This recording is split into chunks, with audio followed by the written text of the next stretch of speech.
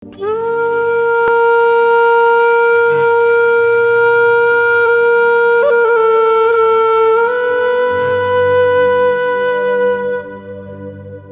एक आम युवा, आम उद्यमी, आम व्यवसायी, प्रेम प्रसाद आचार्य सन्तोष।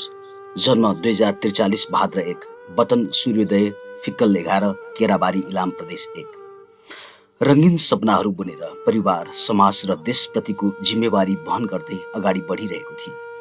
आज 36औं वसन्त पार गरिसक्दा पनि गरिएको कर्मबाट केही उपलब्धि हासिल गर्न नसकेको तितो सत्यलाई उकल्दै मैले यो देशमा पढ्दा, जागिर खाँदा, व्यापार गर्दा, वैदेशिक रोजगारीमा जाँदा एवं उद्योग चलाउँदा भोग्नु परेका समस्या र ती समस्याहरूबाट पाएको शून्य उपलब्धि आज सरसर्ती यो सामाजिक सञ्जालमा लेख्ने अनुमति चाहन्छु।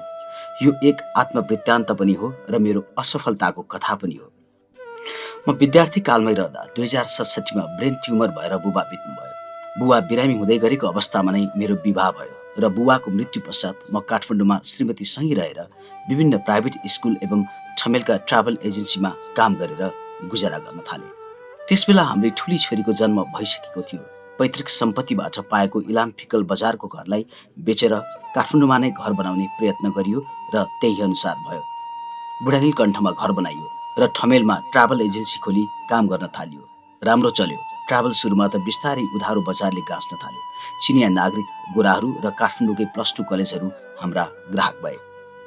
चिनिया पर्यटकहरूले कहिल्यै कबोल गरेको पैसा नदिने, ट्रेकिङ लाँदा बीच बाटोमा पुगेपछि यहाँ यति उकालो छ भनेको थिएनस्, यहाँ चिनिया खाना पाइँदैन भनेको थिएनस्, आदि इत्यादि भन्दै नि खोज्ने अनि पुरा पैसा कहिल्यै नदिने। चिनिया पर्यटक छोडेर +2 का विद्यार्थीलाई आफ्नै जन्म जिल्ला इलाम लान थालियो। दार्जिलिङ र सिक्किम समेत गरेर इलाममा टी टुरिज्मको अवधारणा ल्याउने म र मेरा साथी युवराज गौतम हुन् भन्दा फरक नपर्ला। तर काठमाडौँका +2 कलेज कहिल्यै पुरा पैसा नदिने। 4-5 लाखको व्यापार लानुपर्ने हुँदा 3 लाख जति एडभान्स दिने, त्यत्रो एडभान्स पाएपछि व्यापार नगर्ने कुरै भएन। तत्पश्चात बाटोदेखि नै न्यु खोज्न थाल्ने, टुर्ने तिक्ततापूर्ण हुने, बाटोमा सबैभन्दा धेरै कम्प्लेन खानामा आउने। ए हजुर, हाम्रो देशमा बाटोमा खाना खराब छ, यो देशका सरकारले त्यस्तै खा भन्छ, कहिल्यै सुधार हुँदैन, म के गरौँ। अनि काठमाडौँ आएपछिको कथा उही। कलेजमा बाँकी पैसा लिन जाँदा अनेक बहाना बनाउने। घरि एक्जाम टाइममा आउनुहोस्, फी उठ्छ अनि दिन्छौँ, घरि एडमिसन टाइममा आउनुहोस् दिन्छौँ भन्ने, तर पैसा नदिने। क्याथफोर्ड कलेज बालकुमारीले दादागिरी शैलीमै 1,75,000 रुपियाँ दिएन। सान इन्टरनेसनल कलेज नक्सालले 90,000 दिएन। यी त मुष्ठ हुन्, खुद्रा खुद्री कति दिएनन्। ठमेलमा अफिस भाडा दिनु परिहाल्यो, कर्मचारीलाई तलब दिनु परिहाल्यो, अनि सुरु भयो ऋणको सिलसिला। यो देश उधारो बजारले सबैभन्दा धेरै बिग्रेको रहेछ भन्ने त्यहीबाट थाहा भयो। बजारमा जताततै लुटेरा मात्र रहेछन्। ट्राभल चलाउने क्रममा 1-2 जना गुराहरूलाई पोखरा, घान्द्रुक, काठमाडौँ भ्याली, नगरकोट आदि गन्तव्यमा लानुपर्ने हुँदा भाडाका गाडी लानुपर्ने, महँगो पर्ने भएकाले आफ्नै गाडी किनौँ भन्ने लागेर सुजुकी एर्टिगा गाडी लिने जमर्को गरियो। एनआइसी एसिया ब्याङ्कले फाइनान्स गरिदिने भयो। 6 लाख डाउन पेमेन्ट गरेर अरू किस्ता तिर्ने गरी गाडी निकालियो। डाउन पेमेन्ट मध्ये 4 लाख जम्मा गरियो। 2 लाख सोरुमले भनेको समयमा दिन सकिएन। 2 महिना समय मागे दिएन अनि गाडी फिर्ता लग्यो। सुजुकी सोरुम थापाथलीले मेरो 4 लाख खायो, फिर्ता दिएन। यहाँ नहुनेलाई र केही गर्न खोज्नेलाई नै लुट्दा रहेछन्। हुँदा ट्राभल्सबाट यति घाटा हुन थाल्यो कि थाम्नै सकिएन। गोरा आउनै छाडे, चिनिया पर्यटक पैसै नदिने, +2 कलेजहरू पनि पैसै नदिने, भारतीय पर्यटकहरू खर्च नै नगर्दै फाइदै नहुने। ट्राभल बेचेर विदेश जाने जमर्को गरियो। त्यसबेलासम्म काठमाडौँको घर जग्गा सम्पत्ति सबै सकियो र उल्टो ऋण लाग्यो। विदेश जाने भनी जमर्को गर्दा झन्डै 1 वर्ष लाग्यो र त्यो समय पनि ऋणमै परिवार चलाइयो। जसो तसो बाहिर गइयो कतार। अफिस असिस्टेन्टमा अन्तर्वार्ता पास गरेर गएको, आफ्नै दक्षताले 6 महिनामै सेल्स एन्ड मार्केटिङ म्यानेजर भयो। 5,000 कतारी रियाल तलब थियो। खाने, बस्ने, गाडी, इन्टरनेट सबै कम्पनीले दिने, के चाहियो अरू। 2014 देखि 2017 सम्म कतार बसी सबै ऋण तिरी थोरै पैसा बचाएर देश फर्किए। श्रीमती र आफन्तको सल्लाह र आफ्नै इच्छा बमोजिम जन्मथलो इलाम घर गएर Suryodaya agro industries and farm house private limited Ilam agro mart नामक उद्योग खोलियो। सूर्योदय 11 केराबारी इलाममा। गल्ती यही गरिएछ। मैले सोचे पैसालाई जग्गामा फ्रिज गर्ने होइन, चलायमान बनाउने, उद्योग खोल्ने, पैसा कमाउने र सबैको उदाहरण बन्ने। बचेको पैसाले जग्गा किनेको भए यतिखेर 5 डबल हुने रहेछ। मैले कतार बस्दा इजरायल, अस्ट्रेलिया, नर्वे आदि देशबाट आएको ताजा फलफुल, तरकारी, मासु एवं विविध धेरै खाएको देखेँ। हाम्रो देशमा पनि यस्तै गरी सुरक्षित प्याकिङ गरेर मौलिक खानेकुराहरू बजारमा बेच्न सकिएला भन्ने आँट आएर त्यही गर्न थाल्यो। इलाम घिउ, इलाम गुन्द्रुक, इलाम अकबरे अचार, तामाको अचार आदि प्रोडक्ट्स बनाई बेच्न थाल्यो। सुरुमा गाडी भाडामा लिएर झापाको बिर्तामोड, दमक, इटहरी, धरान, विराटनगरसम्म साना ठुला किराना पसलदेखि गोर्खा डिपार्टमेन्ट, बराहा डिपार्टमेन्ट, किनमेल डिपार्टमेन्ट, सतासी डिपार्टमेन्ट, एनएमसी सहकारी पसल जस्ता ठुला मार्ट सबैलाई सामान बेच्यो। यति हत्तु भयो कि पैसा कहिल्यै समयमा पाइएन बजारबाट। सबैलाई उधारोमा सामान बेच्नुपर्ने र पनि हाम फालिहालियो, फुत्कन सकिएन, नाफा त के झन् ऋण बढ्न थाल्यो उधारो बजारले।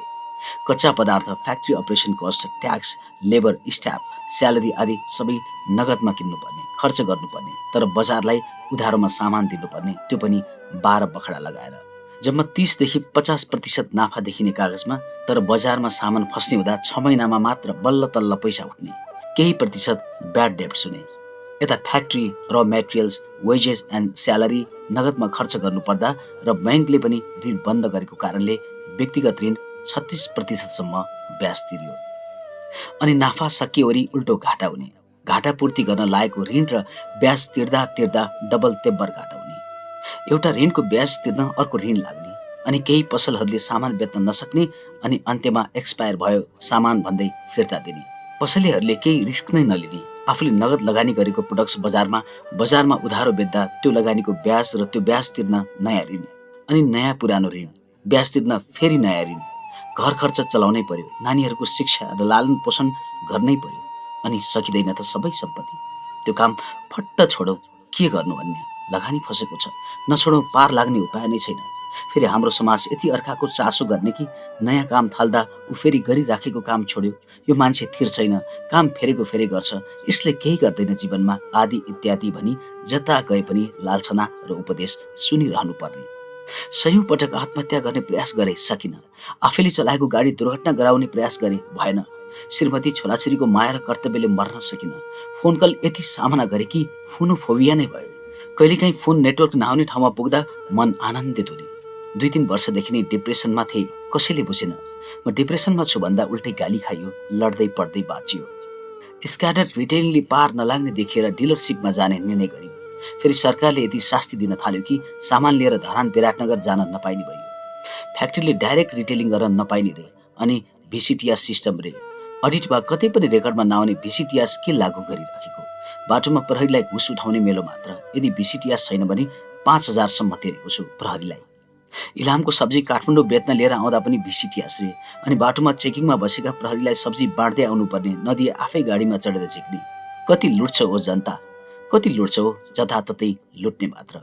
भाडाका गाडीले पनि लुट्ने, प्रहरीले पनि लुट्ने, सरकारले पनि करको नाममा लुट्ने, बजारका रिटेलरले पनि लुट्ने, अनि जग्गा जमिन नबेचेर के गर्नु त। कृषिजन्य वस्तुको कारोबार गरेको हुनाले प्रदेश एक सरकार कृषि तथा भूमि व्यवस्था मन्त्रालयले खुलाउने अनुदान कार्यक्रम 4 पटक अनुदान पाऊँ भनी निवेदन दियो। सर्टलिस्टमा परिन्थ्यो नै। अनुगमन गर्न आउँदा तपाईको सोच राम्रो रहेछ, काम पनि राम्रो रहेछ, यस्तो मौलिक वस्तुको बजारीकरण गरिरहनु भएको रहेछ, पक्का पाउनुहुन्छ अनुदान भन्ने, अनि रिजल्ट आउने बेला कहिले मेरो कम्पनीको नाम नहुने। म इलाम सूर्योदय नगरपालिका 11 वासी, मेरो फ्याक्ट्री पनि त्यही। मेरो वडाका तत्कालीन वडा अध्यक्ष टेकबहादुर राईज्यूको साङपाङ डेरीले 3 लाख र 10 लाख गरी 2 वर्ष लगातार अनुदान खाए, र तेस्रो वर्ष उनकै साङपाङ बङ्गुर फार्मले 25 लाख अनुदान खायो।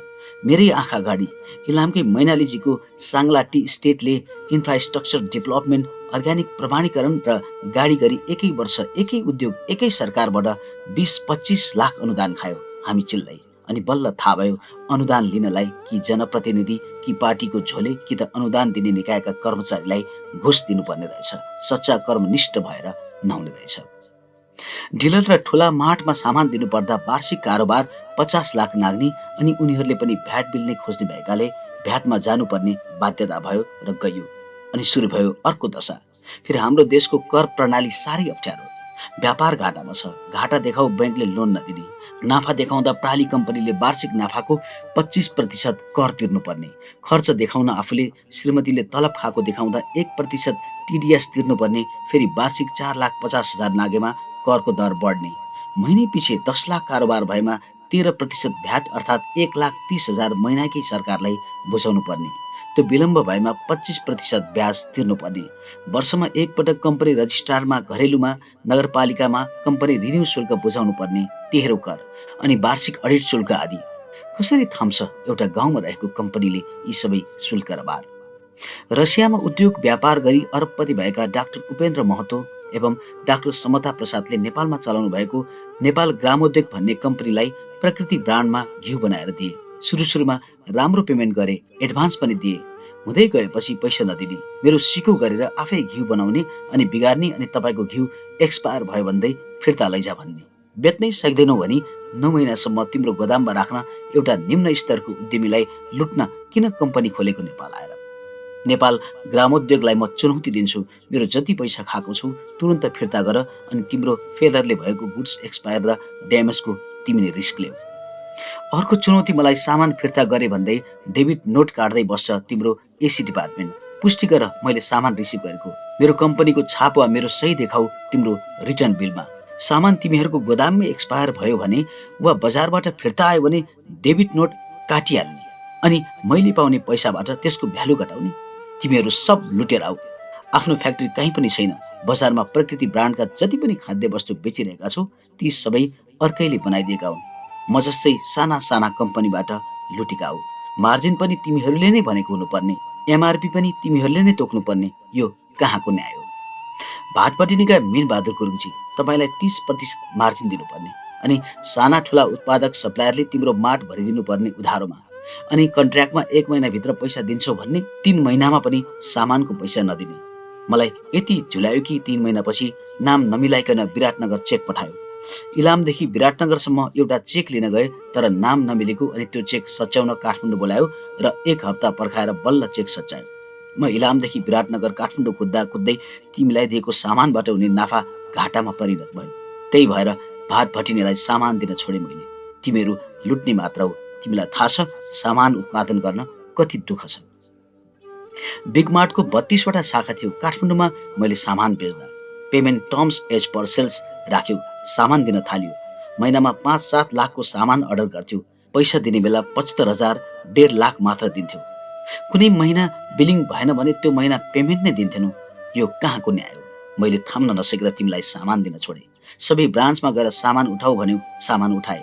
आखिरमा मैले तिमीबाट पाउने पैसा भन्दा आधा कम मात्र सामान थियो तिम्रो ब्रान्चहरूमा। As per sales payment terms राखेर किन पैसा दिएनौ समयमा? सामान त बेचिसकेका रहेछौ। सबै ब्रान्चबाट सामान उठाएर फेरि फ्याक्ट्रीमा लाँदा तिमीसँग गरेको व्यापार पनि घाटामा गयो। किन लुट्यौ मलाई यसरी? सामान त गुणस्तरीय थियो तिमी नै भन्थ्यौ। नेपाल सरकार खाद्य विभाग सबैतिरबाट लाइसेन्स थियो मेरो प्रोडक्ट। पवन गुल्यानको गुल्यान एग्रोले 110 कार्टुन घिउ अर्डर गरेर बनाउन लगाएर काठमाडौँ ल्याएपछि अर्डर क्यान्सल गरिदियो। अहिले हाम्रो मार्केट डिमान्ड छैन भनेर। मार्केटको फिजिबिलिटी स्टडी नगरिकन किन सामान बनाउन लगायो त? तिमीलाई लाज लाग्दैन? तिमीले मलाई अर्को पनि कुरा भन्यौ कि तिम्रो माथिल्लो कर्मचारीले अन्त्यमा सामान लिन मानेन रे। तिम्रो चेन अफ कमान्डमै त्रुटि थियो भने मलाई किन सामान बनाउन लगाएर काठमाडौँ मगायो? मलाई कति घाटा भयो होला इलामदेखि काठमाडौँ अनि फेरि काठमाडौँदेखि इलाम सामान ल्याउँदा लैजाँदा। तिम्रो माटो ब्रान्ड पनि लुट्नेलाई खोलेको। कति लुट्छौ लुट। साथी मार्टका सागर पोखरेलजी, तपाईँले खुब प्रचार गर्नुभयो 2 वर्षभित्रै नेपालको सबैभन्दा ठुलो रिटेल चेन आउटलेट बनाए भनेर। मबाट सामान टन्नै उठाउनु भयो तर 1 वर्षमा पनि बेच्न नसकेर फिर्ता दिनुभयो।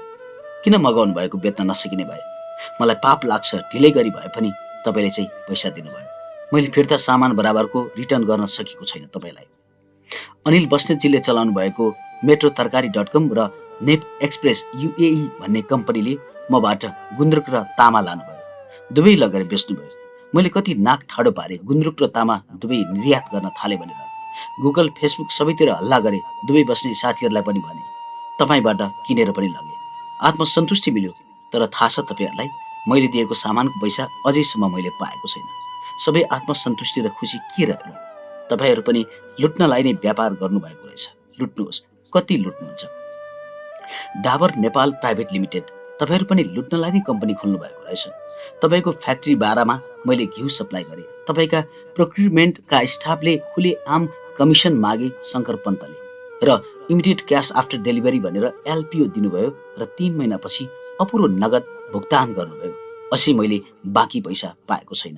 त्यही कमिसन हत्याउनलाई राखेका होलाउ, राख, लुटिराख, कति सक्छौ। इलामका डेरी व्यवसायीहरूलाई नियमन नगर्ने सरकार 2 महिनामा प्रति केजी 150 नौनीको दाम बढाउँछन्। हामीले कसरी थाम्ने? 2079 30 अगाडिसम्म नौनीको दाम 600 देखि 625 थियो इलाममा, तर 2079 को दशैंसम्म आइपुग्दा 700 देखि 750 पुर्याए। अलिअलि नौनी बेच्छु भनेर एडभान्स लिएको ठाउँमा पनि पठाउन सकिएन, त्यतै बदनाम भयो। इलाम 5 थर झापाका कुनै पनि डेरीमा पैसा दिन बाँकी छैन। तपाईहरूसँग किसान प्रत्यक्ष जोडिने हुनाले बरु आफू मरे तर तपाईहरूलाई बचाए। तर एउटा आग्रह छ इलामका डेरी सञ्चालकहरूलाई, कानुनी मापदण्ड पूरा गर्नुहोस्। तपाईहरू खानेकुरा बनाइराख्नु भएको छ, सुँगुर कुखुरा डेरी एकै ठाउँमा नराख्नुहोस्। हाइजिन मेन्टेन गर्नुहोस्। खाद्य विभागबाट अनुज्ञापत्र लिनुहोस्। स्वस्थकर घिउ छुर्पी बनाउनुहोस्। खाद्य विभागसँग हार्दिक अपिल गर्दछु, अनुगमन गरियोस्। इलामका डेरीहरू त्यहाँ खाद्य वस्तु उत्पादन गर्दा पालना गरिनुपर्ने न्यूनतम मापदण्ड पनि पालना गरिएको छैन।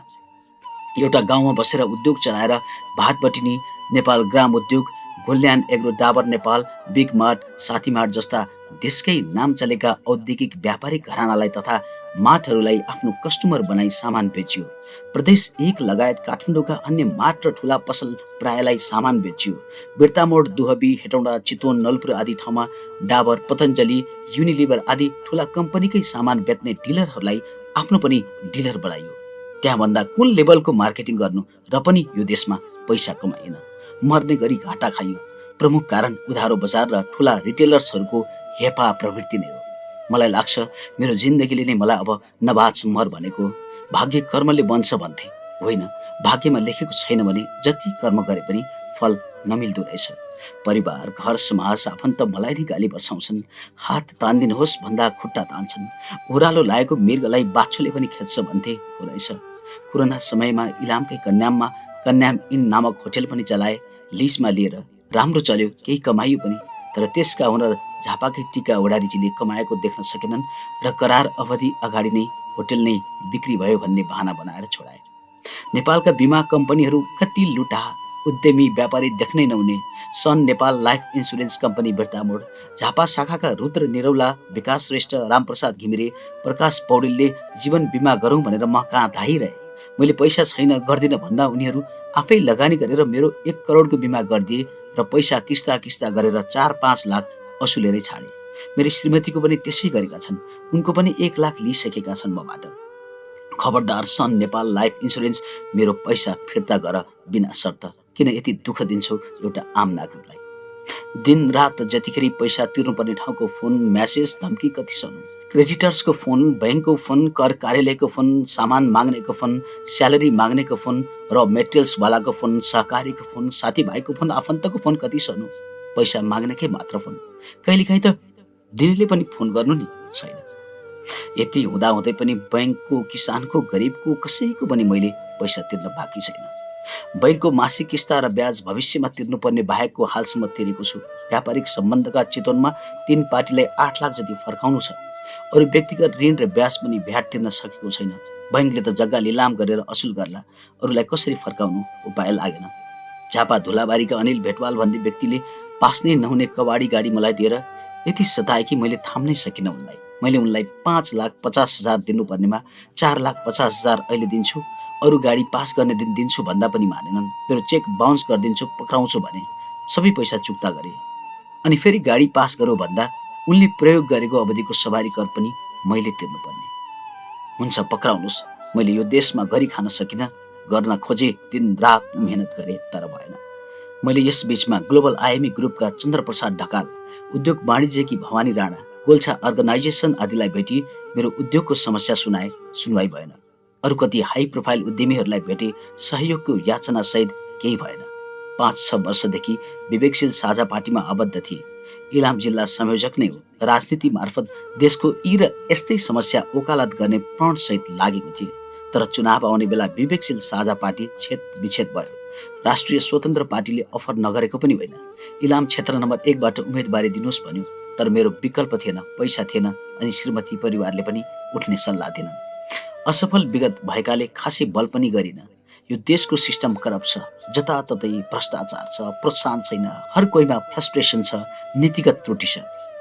जिन्दगीमा यस्तै हन्डर खाँदा खाँदै मन सम्हाल्न नसकेर, आर्थिक भार थाम्न नसकेर यही वर्षको तिहार अघि सुसाइड नोट लेखी भारतको गुवाहाटी ब्रह्मपुत्र नदीमा हाम फालेर मर्ने जमर्को गरे, सकिन। कसैले बचायो र भागेर अरुणाञ्चल प्रदेशको तेज हुँदै China border the last village of India को भिलेज पुगे अनि चाइना छिर्ने प्रयास गरे, सकिन। एउटा हिउँ पर्ने डाँडाले छेक्यो, त्यसलाई पार लाउनै सकिन। चाइना छिरेर त्यही केही दुःख गर्ने अनि अलिकति पैसा कमाएर केही वर्षमा घर फर्किने योजना पनि विफल भयो। त्यहाँबाट फर्केर घर आए र परिवार एवं आफन्तको सहयोगमा सल्लाहमा काठमाडौँ आई बाहिर जाने प्रयास गरे। साउदी, दुबई, कतार, मालदिप्स सबैतिर जाने प्रयास गरे, भएन। नेपालका म्यान पावर पनि लुटानै रहेछन्।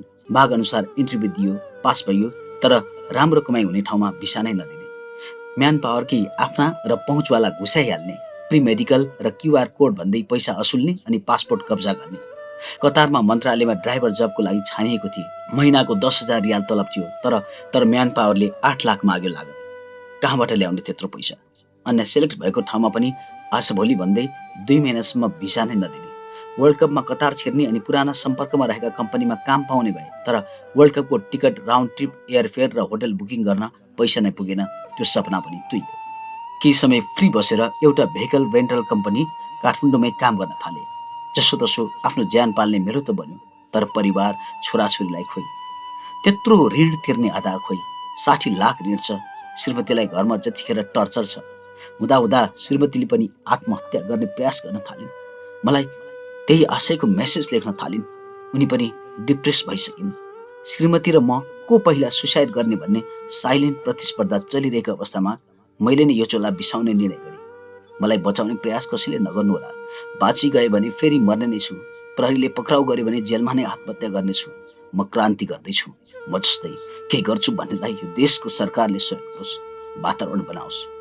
बाँच्ने सबै उपाय लाउँदा पनि केही भएन। आशा सबै मरिसकेको हुनाले मर्ने नै बाचा गरे। मलाई माफ गर्नुहोला। कोही मनकारी सहृदयी जनहरू हुनुहुन्छ भने मेरो ऋण तिर्न मेरी श्रीमतीलाई सहयोग गरिदिनु होला। उनले पनि मेरो बाटो समाउनु बिर्सेन। हाम्रा 2 छोरीहरू टुरा हुनेछन्। Nanuka Adhikari, saving account 29070100011814, global IME bank, Naya Baneshwor branch. Contact 9849383133। मेरी नानुका, तिमीले सहयोग पाउनेछौ, विचलित नहुनु। मलाई माफ गरिदेऊ। मैले प्रगति गर्ने धेरै अस्त्र लाउँदा पनि सकिनँ। छोरीहरूको अभिभार तिम्रो कानमा छ। बुझ्ने भएपछि उनीहरूलाई सम्झाउनु। तिमीहरूको बाबुले यो देशमा सफलता हासिल गर्न सक्नु भएन। जताततै हन्डर र ठक्कर खानुभयो, जताततै लुटिनु भयो। यो देश गरी खानेलाई होइन, लुटी खानेलाई मात्र सहज रहेछ। तिमीहरूले पनि त्यही अवस्था भोग्नु नपरोस् भनेर क्रान्तिमा होमिनु भयो। आफ्नो भगाई र पीडा सरकारले सुन्ने गरी आफ्नो ज्यान आहुति दिनुभयो। यही भन्थ्यो। म धेरै आशावादी, धेरै नै सकारात्मक सोच राख्ने र अति महत्त्वाकांक्षी व्यक्ति थिए। देखिएकै सपनाहरू पुरा गर्नतर्फ लागिन्छ। सपना नै नदेख्ने हो भने त्यो पाउने वा पुरा हुने सम्भावना नै हुँदैन। त्यसैले सपना देखियो, महत्त्वाकांक्षा राख्यो, त्यसलाई पुरा गर्न हर दुःख कष्ट भोग्यो, मेहनत गरियो। म सेल्स एन्ड मार्केटिङमा पोख्त थिएँ नै। Leadership skill, motivational skill, business skill आदि प्राप्त गर्ने तालिम र अनुभव सबै थियो। English language, computer skill, modern business techniques, legal formalities and environment of a business सबै ज्ञान हासिल गरिएको थियो र आफ्नो कार्य सम्पादन गर्न सवारी चालकको रूपमा पनि दक्ष थिए। मोटिभेसन स्पिकर्स डाक्टर विवेक बिन्द्रा, शिव खेडा, विनोद चौधरी, रतन टाटा, अमिताभ बच्चन, ओशो, स्वामी विवेकानन्द, चाणक्य नीति, गीता वेद आदि सबैलाई सुन्थे, अध्ययन गर्थे, केही आइडिया र प्रेरणा लिन्थे र पनि यो देशमा सफल हुन सकिएन। आदरणीय उद्योग व्यवसायी बन्न सकिएन। उदाहरणीय उद्योग व्यवसायी बन्न सकिएन। पैसा कमाउन सकिएन। सपना र महत्त्वाकांक्षा पूरा गर्न सकिएन। धेरै युवाहरूलाई विदेश नजाऊ, देशमै केही गर भनी प्रोत्साहित गरे। गाउँ फर्को अभियान नै चलाए। तर अन्त्यमा किन यो देशमा काम गर्न छाडेर विदेश नै ताक्छन् युवाहरू भन्ने पाठ आफ्नै व्यावसायिक असफलताबाट सिके। यो देशको भ्रष्ट नीतिबाट सिके। दलालहरूले चलाएको देशको अर्थतन्त्रबाट सिके। मोनोपोली मार्केटबाट सिके। नेपोटिजम, फेभरेटिजम आदिबाट सिके। तर यहाँसम्म आइपुग्दा आफ्नो सबै सके। उठ्नै नसक्ने गरी लडे। मैले जसलाई यो देशमा केही गरेर विदेश नजाऊ भनेको छु, म त्यो आग्रह फिर्ता लिन चाहन्छु। मलाई माफ गर्नुहोला, यो देशमा केही गर्न नसकिने रहेछ। यो देश भ्रष्ट रहेछ, पाइला पाइलामा अन्याय र विभेद रहेछ। सपनाकै कुरा गर्दा पतञ्जलि नेपालका साहुजी युवराजीले इलाममै पतञ्जलि घिउको फ्याक्ट्री खोल्ने, तपाईँ घिउमा नै काम गरिरहनु भएको रहेछ, सँगै काम गरौँ भनेर कति ठुलो सपना देखाउनु भयो। उत्साहित भए, सफलताको कल्पना गरे, तर अन्त्यमा त्यो सपना नै रह्यो। एउटा प्रगतिशील युवालाई झुटो आश्वासन नदिनुहोला कृपया, उसको इच्छा शक्ति स्खलित हुन्छ। स्विस एम्बेसीले सञ्चालन गरेको सहज नेपालले पटक पटक उसको अन्तर्क्रियामा बोलाएर सहयोगको आश्वासन देखायो, तर उही आश्वासन मात्र। आते जाते खर्च मात्र गराउनु भयो, उल्टै लुट्नुभयो। कतिवटा सङ्घ संस्था मेरो फ्याक्ट्री हेर्न आउनुभयो, तारिफ गरेर जानुभयो, समस्या सोध्नुभयो, सहयोगको आश्वासन दिनुभयो, तर फर्केर कहिले आउनु भएन। तपाईँहरूको जागिरलाई चाहिने डाटा लिन शोध भर्ना गर्ने फगत फोन मात्र गर्नुभयो, सपना देखाइरहनु भयो। सरकारी अनुदान खुलाउने, फारम भर्न दुनियाँ कागजपत्र, झन्झट, यातायात र कुदाई खर्च फजुल गराइदिने गर्नुभयो, तर केही दिनु भएन।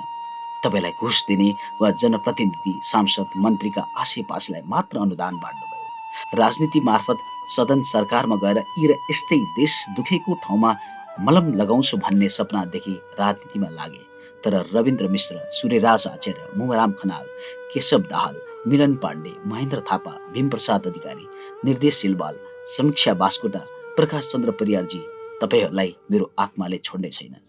किन यो देशको एउटा महत्वाकांक्षी युवाको भावनासँग खेलबाड गर्नुभयो। तपाईँहरू एकीकृत हुनै नसक्ने, पार्टी चलाउनै नसक्ने भए किन यो देशका म जस्ता सयौं युवालाई राजनीतिमा लगाउनु भयो? किन समय र पैसा बर्बाद गरिदिनु भयो? यो देशमा सपना बाँड्ने, आश्वासन बाँड्ने अनि त्यसलाई आफ्नो गरी खाने साधना बनाउनेको जमात ठुलो रहेछ। मेरो परिवार, आफन्त, साथीभाइ, इष्टमित्र, गाउँलेजनहरू, मलाई माफ गर्नुहोला। घर तथा पैतृक सम्पत्तिमा मेरो हक खोसिएको छ। अहिले समस्यामा छु, ऋणमा छु, दिलाइदिनुहोस् भन्दा हजुरहरूले सुन्नु भएन। कानुनी रूपमा म पैतृक सम्पत्तिको हकवाला रहेन, किनभने म 7 कक्षा पढ्दाखेरि नाबालक अवस्थामै बुबाको धेरै जग्गा जमिन भएकाले हदबन्दी जोगाउन मलाई छुट्टै परिवार कायम गरेर अंश भरपाई गराई थोरै जग्गा अंशपास गरिदिनु भएको थियो। हाम्रो देशको कानुन अनुसार 2 पटक पैतृक सम्पत्तिमा अंश पाइँदैन, हक लाग्दैन। मैले धेरैलाई आफन्तलाई म समस्यामा छु, कानुनी रूपमा तल परेको छु, समाधान पनि छ, सहयोग गरिदिनुहोस्, म बाँच्न चाहन्छु भनी याचना गरे, सहयोग गर्नु भएन। कि मैले सामाजिक उत्तरदायित्व वहन गरेको थिएँ? विवाह, कार्य, व्रतबन्ध, साञ्चेप, भजन कीर्तन आदिमा शारीरिक आर्थिक उपस्थिति जनाएको थिएन? गाउँ विकासका कार्यक्रममा आर्थिक लागत साझेदारीमा योगदान गरेको थिएन? टोल विकासमा, सामाजिक छलफल र न्यायमा, कानुनी अडचन फुकाउनेमा, महिला हिंसा हुँदा न्याय दिलाउने कार्य आदिमा मेरो योगदान थिएन? समाज तपाईँ भनिदिनुहोस् कि मैले नातिको रूपमा, छोराको रूपमा, श्रीमान र बाबुको रूपमा पारिवारिक र सामाजिक उत्तरदायित्व वहन गरेको थिएन? सब थोक गर्दा पनि म आफैले न्याय पाइन, म नै मरे। कहिले रक्सी खाएर लडेको देख्नुभयो मलाई?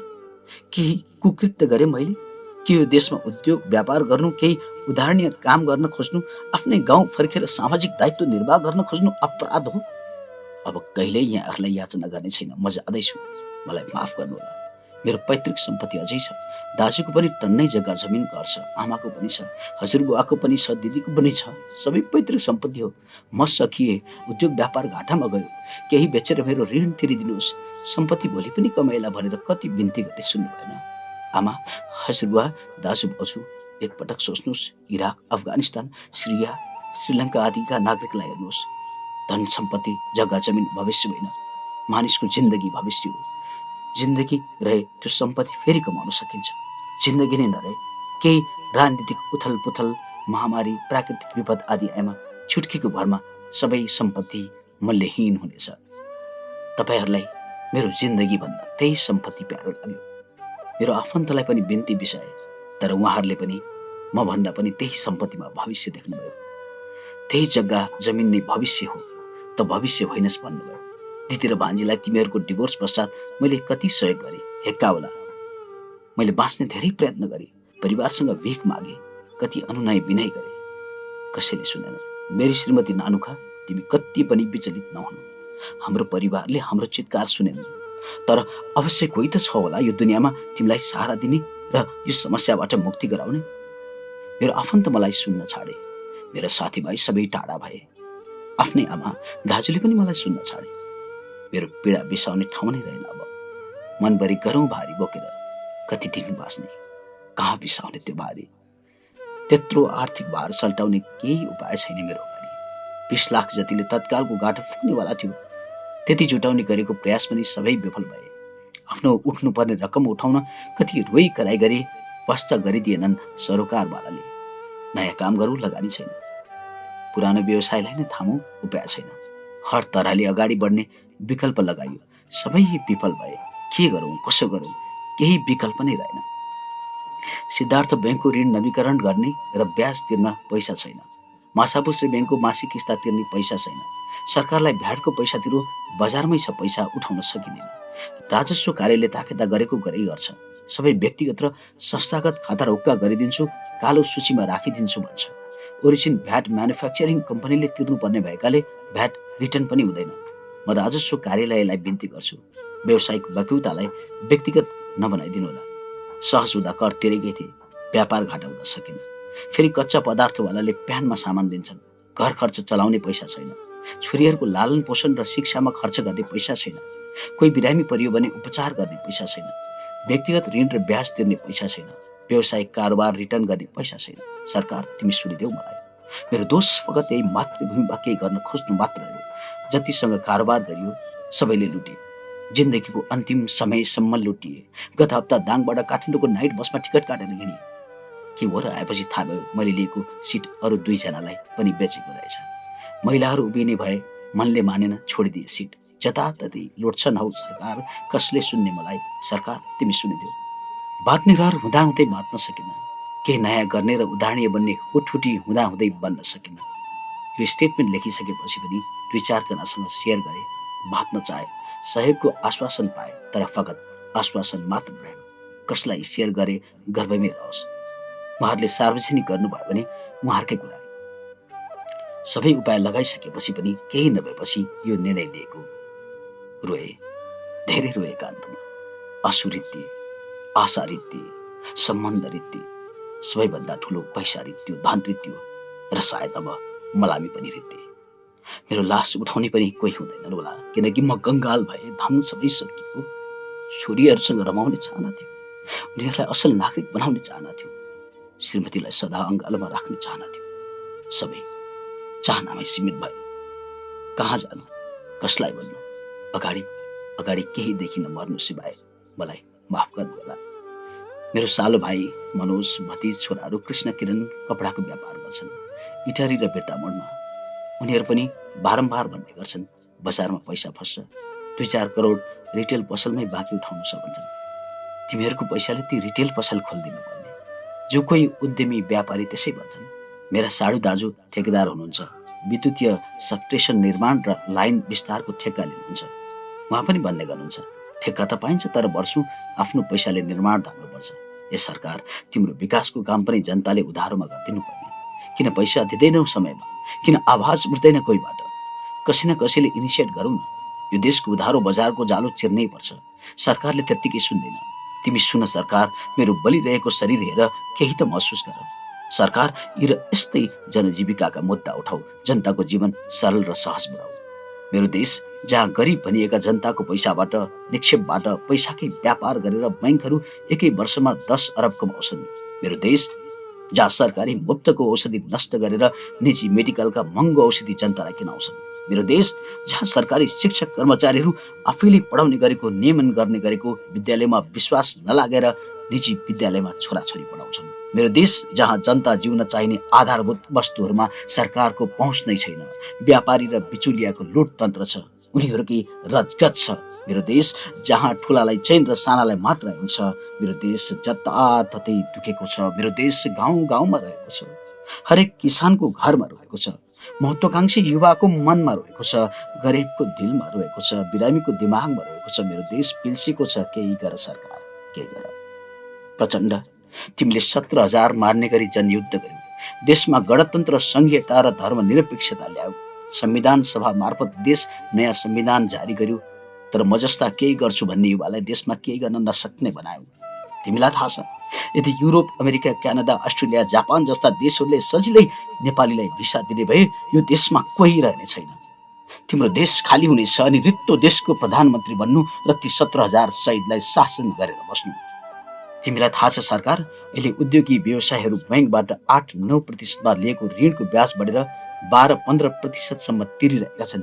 अनि अर्को कुरो, त्यही बढेको 12-15% बैंक ब्याज तिर्न 24देखि 36% व्यक्तिगत ऋण लिएर तिरिरहेका छन्। बैंकले छोड्दैन सुन्दैन, अनि कहाँ पुग्यो देशको उद्योग व्यापार।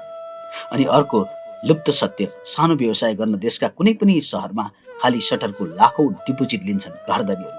बिना ब्याज व्यवसायको पैसा डिपोजिट राख्छन्, तर घर बहाल कर पनि तिर्दैनन्। व्यवसाय कसरी बाँच्छ? यस्तै अवस्था रहिरहने हो भने हाम्रो देश कंगाल हुँदैछ। कोही त आवाज उठाउनुहोस्। देशमा जताततै आर्थिक मन्दीको हावा चलेको छ। म कसरी अछुतो रहला र त्यसबाट? यो सब उधारो बजार, अवैज्ञानिक कर नीति, पुँजी पलायन, शून्य प्राय विदेशी लगानी, पुँजी घर जग्गा र शेयरमा फ्रिज आदिले आएको समस्या हो। केही गर सरकार। जाँदा जाँदै नेपाल सरकारसँग निम्न मागहरू राख्दै त्यो पूरा होस् भन्ने अपिल सहित यो शरीरलाई अग्निकुण्डमा समाहित गर्दैछु। सबैमा अपिल, यो देश गरी खान लायक बनोस्, बस्न लायक बनोस्, मेहनत गर्नेको भल होस्, सबैको फलोस् फुलोस्। अन्त्यमा मैले गरेको यो आग्रह सबै सामु पुगोस्, विश्वले पनि सुनोस्। मेरो क्रान्ति हो यो। मैले माथि उल्लेख गरेका कुनै पनि भोकाइहरू, कारोबारहरू, हन्डरहरू गलत रहेछन् भने त्यसलाई प्रमाणित गर्न पनि म चुनौती दिन्छु। माथि उल्लेखित कुनै पनि समस्याहरू व्यक्तिगत होइनन्, सबैले भोग्दै आएका राष्ट्रिय समस्या हुन्। किन कोही बोल्नुहुन्न? मेरो आवाज सुनिदिनुहोस्। म आफैलाई मात्र मार्दैछु, अरूलाई नोक्सान पुर्याउने छैन। यो अपिल सरकारले महसुस गर्ने गरी सुनाउँदैछु। मेरो देश गर्व गर्न लायक बनोस्। विदेशीका लाखौं युवाहरूले यही देशमा केही गर्न सकुन् भन्दै निम्न मागहरू नेपाल सरकार सामु राख्दै यो शरीर सुन्दर देश नेपाल बनोस् भन्ने कामना सहित बलिदान दिँदैछु। अलविदा। राष्ट्रिय उत्पादनमा भ्याट शून्य गर। आयातित वस्तुमा बरु 20% लगाऊ। उपभोग्य वस्तुमा मूल्य वृद्धिको प्रमुख कारण भ्याट हो। बायर्स पे फर्स्ट जस्तो आकर्षक बजारमा क्रय विक्रय नीति लागू गर सरकार। उधारो बजारको अन्त्य गर। यहाँ निमुखा उत्पादक सप्लायरले भाट पटिनी, बिगमा, डाबर नेपाल जस्ता व्यापारिक डनहरूलाई पाल्नु परिरहेको छ। उधारोमा उनीहरूलाई सामान दिइरहनु परेको छ र त्यो सामान बेचेर पैसा अन्यतिरै शेयर जग्गा आदिमा घुमाएर ब्याङ्कमा मुद्दती खोली ब्याज खाइवरी अनि अन्य थप मुनाफा कमाइवरी मात्र उत्पादक सप्लायरलाई बल्ल तल्ल दिन्छन्। तबसम्म उत्पादक सप्लायर ऋणले, ब्याजले, अपरेटिङ क्यापिटल सर्टेजले मरिसकेका हुन्छन्। धनी पैसाले नै उक्लेको उक्लै, गरिब थिचेको थिचै। Higher the profit, lower the tax rate कर नीति लागू गर। धेरै नाफा गर्दा करको दर घट्ने हुनाले सबै उद्योगी व्यापारी धेरै नाफा गर्नेतर्फ लाग्दैछन्। ल्यान्ड लिजिङ प्रणाली लागू गर। जग्गा जमिन पुस्तौसम्म हस्तान्तरण गरिने हुँदा नेपाली जनताहरू अल्छी भएका हुन्। एक जमिनको स्वामित्व एक व्यक्तिलाई 50 वर्षसम्मलाई मात्र देऊ। ब्याङ्किङ मोर्गेज भ्यालुएसन प्रणाली परिवर्तन गर। सहरका अनुत्पादक जग्गाले जति नै भ्यालुएसन गाउँका उत्पादक जग्गाले पनि पाओस्। सहरका 4 आना जग्गा ब्याङ्कमा राख्दा त्यो नबेची पैसा आउँदैन, तर गाउँका उत्पादनशील जग्गाले आम्दानी दिइरहन्छ।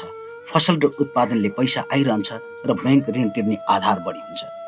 सबै बहालका घरलाई करको दायरामा लिए। महिनाको 10,000 तलब खाने कर्मचारीले चाहिँ 1% टिडिएस तिर्नुपर्ने, तर सहरका महिनाको लाखौं घरबाल उठाउने घरहरूले कर नतिर्दा हुने? तिमीलाई थाहा छ सरकार, घरबाल तिरिहाले पनि भाडाबाललाई तिराउँछन्। तिम्रो धेरै राजस्व घरबालबाट चुहाट भइरहेको छ। भाट बटिनी, बिगमार्ट, पतञ्जलि, डाबर नेपाल, युनिलिभर जस्ता ठूला औद्योगिक तथा व्यापारिक घरानाले नेपालको बजार कब्जा गरेका छन्। नियमन गर सरकार। उनीहरूले जसो भन्यो बजार त्यतै जान्छ। तिमीलाई थाहा छ सरकार, आफ्नो कम्पनी प्रोफाइल हाई बनाउन राष्ट्रिय अन्तर्राष्ट्रिय कम्पनीहरूले भाट बटिनीमा आफ्नो सामानको उपस्थिति देखाउँछन्। उसलाई उच्च मार्जिन दिएर बरु घाटा नै सहेर, तर बाहिरी बजारमा त्यही सामान कम मार्जिनमा अझ भाट बटिनीलाई दिँदाको घाटा पूर्ति हुने गरी बेच्छन् र दैनिक उपभोग्य सामानको मूल्य वृद्धि भइरहेको छ। दर्ता नगरी खुलेका अनलाइन पसलहरू सबै बन्द गर्दै सरकार, कि वैधानिक दर्ता भई कर तिरेको हुनु पर्यो। वैदेशिक रोजगारमा अफिसियल भिसामा जान चाहनेलाई श्रम स्वीकृतिको लफडा नलगा सरकार। तिमीलाई थाहा छ, खाडीमा महिनाको लाखौं कमाउन सकिने भिसामा त्यहाँका कम्पनीहरूले डिमान्ड र एम्बेसी एटेस्टेसनको लफडा गरिरहँदैनन्, जसले गर्दा पढे लेखेका स्किल्ड युवाहरू लाखौं कमाउन सकिने खाडीको जागिरबाट वञ्चित भइरहेका छन्। सरकार, तिम्रो श्रम कागज नेपालको एयरपोर्टमा देखाउने एउटा खोस्टो मात्र हो, अनि दलाल पोस्ने अफिसियल घुस त्यति हो श्रम डकुमेन्ट, अनि पत्र पत्रिकामा आउने डिमान्ड फगत देखाउनलाई मात्र हो म्यान पावरहरूको। राम्रो तलब र सुविधा भएको मागमा म्यान पावरलाई सम्पर्क गर्यो भने यो त देखाउनलाई छापेको भन्छन् सिधै। थाहा छ सरकार तिमीलाई? अनुदान र सब्सिडी प्रणालीको सबै पुरानो फाइल निकाल सरकार, कति भ्रष्टाचार भएको रहेछ थाहा पाउँछस्। कागजपत्रमा सीमित कम्पनीहरूलाई मात्र होइन, यहाँ अनुदानका लागि प्रपोजल लेखिदिने, कागजपत्र दरिलो बनाइदिने, केही दिनलाई भाडामा अनुगमनका लागि फर्म देखाइदिनेको झुन्ड नै छ यो देशमा। बिचौलियाको अन्त्य गर सरकार।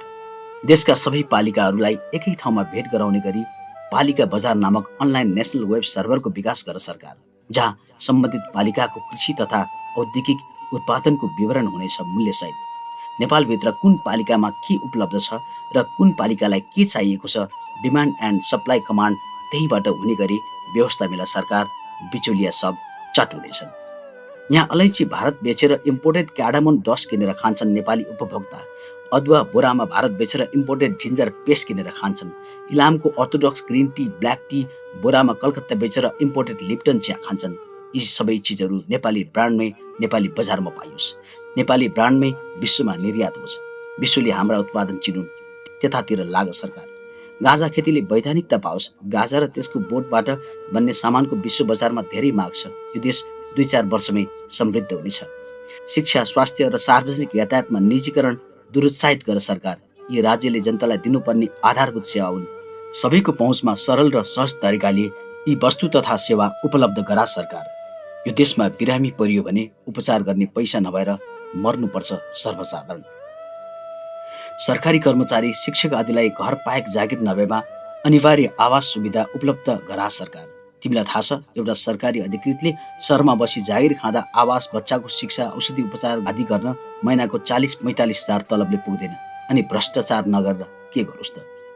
सार्वजनिक खरिद ऐनमा व्यापक सुधार गर सरकार। जसले थोरै कबुल गर्छ उसलाई ठेक्का होइन, जसले वैज्ञानिक र आधुनिक विकास अवधारणा अनुसार आफै बजेटिङ गरेर ठेक्का प्रस्ताव गर्छ उसलाई विकास निर्माणको ठेक्का दिने गर सरकार। भ्रष्टाचार, जघन्य हत्या र बलात्कार आदिमा मृत्युदण्डसम्मको सजाय हुने व्यवस्था लागू गर संसद। जातीय आरक्षणको अन्त्य गरी किसान र गरिबलाई पहिचान परिचय पत्र मार्फत मात्र त्यस्ता आरक्षण प्रदान गर सरकार। भारतसँगको खुल्ला सिमाना अन्त्य गर सरकार। कमसेकम भारतीय नागरिक नेपाल आउँदा जहाँ सुकैको बोर्डरबाट अन अराइभल भिसा निश्चित समयलाई दिने गर र त्यसको अभिलेख सधैँ अद्यावधिक गर सरकार। आयात प्रतिस्थापन गरी सधैँ घरेलु उत्पादन र निर्यातलाई प्रोत्साहन गर सरकार। उत्पादन वृद्धिमुखी कार्यक्रम जाओस् देशमा। उत्पादनमूलक उद्योगले हर तरहको प्रोत्साहन पाओस् सरकार। बचत तथा ऋण सहकारी तथा माइक्रो फाइनान्स बन्द गर। तिमीलाई थाहा छ सरकार, हाम्रो देशको 60% पैसा बचत तथा ऋण सहकारी मार्फत परिचालित छ। 40% मात्र निजी तथा सरकारी बैंक मार्फत परिचालित छ। सहकारीको अवधारणा कृषि सहकारी, उद्योग सहकारी आदिमा मात्र लागू गर। विकास खर्च जनताले राज्यलाई दिएको करबाट गर्ने हो। विकास साझेदारीको नाममा फेरि पूर्वाधार विकास हुने ठाउँको उपभोक्ताबाट 25% रकम उठाइने गरेको छ, त्यो बन्द गर सरकार। कक्षा 6 देखि नै उद्यमशीलता विषयलाई विद्यालय शिक्षामा अनिवार्य गर सरकार। जीवनयापन गर्न पैसा कमाउन सिप र कला नै चाहिन्छ। सरकारी कर्मचारी, शिक्षक संस्थानका कर्मचारी, जनप्रतिनिधि, सांसद, मन्त्री, प्रधानमन्त्री सबैका छोराछोरी अनिवार्य सरकारी सामुदायिक स्कुल कलेजमा पढाउनु पर्ने नियम तत्काल लागू गर सरकार। बैंक रेटको ब्याज दर 7% भन्दा कहिले माथि नउठ्ने गरी सीमित गर सरकार। तिमीलाई थाहा छ, देशको पैसा जति सबै ठुला व्यापारीको हातमा छ र देशका अधिकांश बैंकमा तिनै ठुला व्यापारीको लगानी छ। मुद्दतीमा धेरै ब्याज लिने उनीहरूले नै रचेको बैंकको ब्याज दर वृद्धि हो। अहिले व्यवस्था परिवर्तन धेरै गर्यौँ, यो देशमा धेरै क्रान्ति गर्यौँ, जनयुद्ध लड्यौँ, जनआन्दोलन गर्यौँ, जनता मार्यौँ।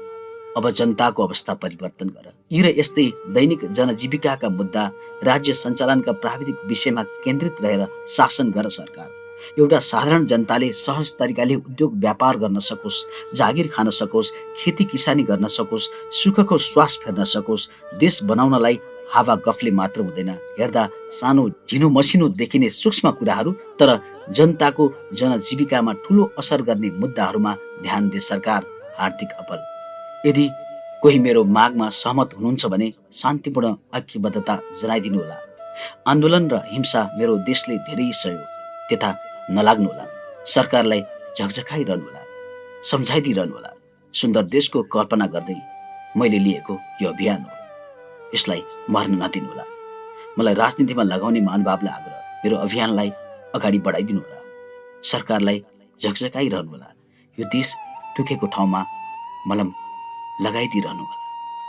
नेपाल सरकार देश चलाउने हुटहुटीमा सत्तामा पुग्नुभएका नयाँ पार्टी तथा नयाँ सांसद रवि लामिछाने, राजेन्द्र लिङ्गदेन, ज्ञानेन्द्र साई, शोभिता गौतम, गगन थापा, विश्वप्रकाश शर्मा, योगेश भट्टराई, तोसीमा कार्की लगायत तमाम नयाँ अनुहारहरूलाई बिन्ती, सरकार बनाउने, मन्त्री हुने मात्र प्रतिस्पर्धा होइन, कसैले नदेखेको तर जनतालाई पिल्साएको मुद्दाहरू आँखा च्यातेर केलाउनुहोस्, समाधान गर्नुहोस्। यहाँहरू सबैलाई पुनः स्मरण गराउन चाहन्छु। निम्न बुदाहरू यहाँहरूको दिमागमा बसिरहोस्। बायर्स पे फर्स्ट, राष्ट्रिय उत्पादनमा भ्याट शून्य, land leasing system, higher the profit, lower the tax rate, शिक्षित म्यान पावर वैदेशिक रोजगारमा जाँदा श्रम स्वीकृतिको झन्झट नगराइयोस्।